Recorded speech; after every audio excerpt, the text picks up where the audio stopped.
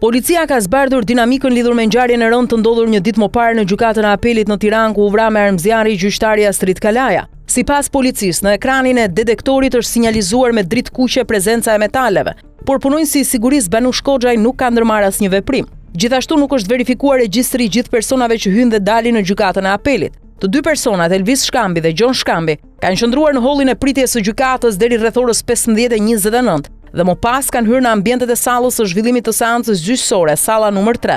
Në orën 15:35 palët ngrihen në këmbë dhe menjëherë pasi gjyqtari Astrid Kalaja shpall vendimin, Elvis Shkambi që ndodhej në sallë nxjerr nga brezi një armë zjarri tip pistolet dhe qëllon disa herë në drejtim të gjyqtarit, i cili si pasojë dëmtimeve të marra dhe pas ndihmës së parë mjekësore ka ndëruar jetë gjatë transportit për në spital.